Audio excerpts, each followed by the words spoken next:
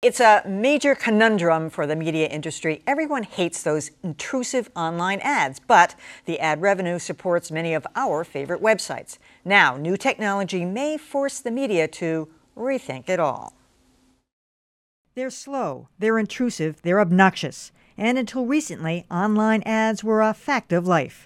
But new ad blocking apps are exploding in popularity. This is an entirely new technology that keeps ads from showing up on your phone across all kinds of apps. Great for users, but bad for websites that depend on ad revenue. Because it takes away that key revenue source, and what we're seeing from users is they want that technology. And here's why.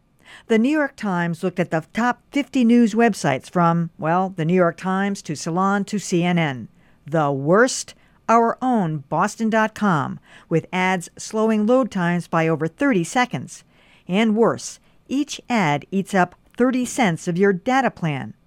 Even tech reporters admit most websites are too larded up with ads. We get paid based on people watching our ads on our site, but one of the only ways to ensure a safe private browsing experience is to use an ad blocker. If there's good news for media companies, it's that consumers are sending a clear message. Maybe the one way to get the ad tech industry to serve up better ads is to put some pressure on them with ad blockers. Consider that message delivered. Josh, you study these kinds of heady issues over there at the Nieman Journalism Lab. I mean, what do you do? I mean, I have some sympathy for the websites. I mean, they've got to make it somehow. We've been talking about this. We don't understand what the business model is in the first place. So the fact that these ads are getting some recognition, some of them are fairly clever.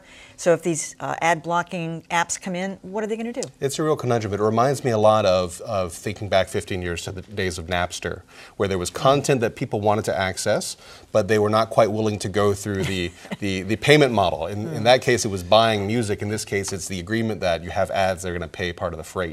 In many cases, a large part of the freight, since most online news sites are almost entirely reliant on advertising.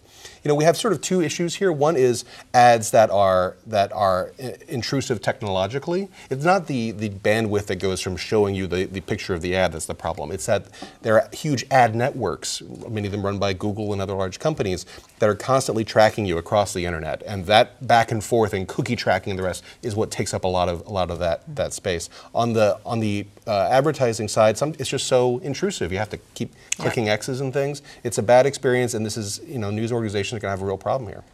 You know, here's another real problem. I mean, a lot of these ads are intrusive. They violate your privacy, everything Josh says. But at the same time, we have a big power play going on here. Ad blocking technology has been around for quite some time, but until the last couple of weeks, it wasn't available on iPhones. Well, what's Apple doing? They're suddenly making it possible for you to block ads when you go to the web, and that is a relationship the companies have with Google.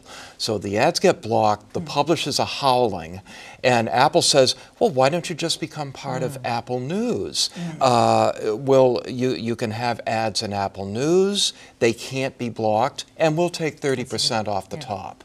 I mean, this isn't about the user. This is about tech giants battling it out in the corporate boardrooms. I think you're right, and there's a low-tech thing that I actually like sometimes online. They'll say, do you want this ad or this ad? You get to pick. Now, personally, I like that, except what Josh just said, don't track me afterwards. I'm happy to give you and watch the one I want to watch, but I don't want you tracking me after that. So I don't know what the answer is.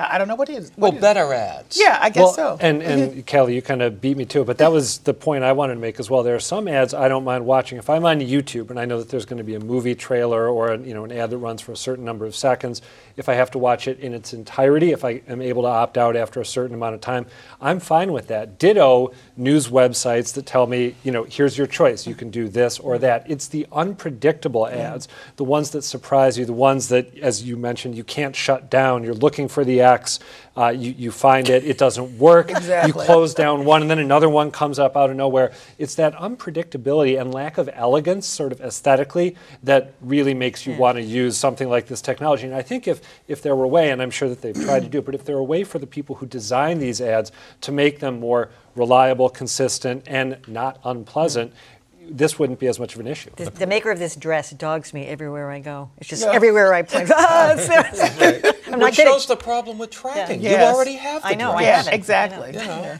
They want me to buy another one. Yeah.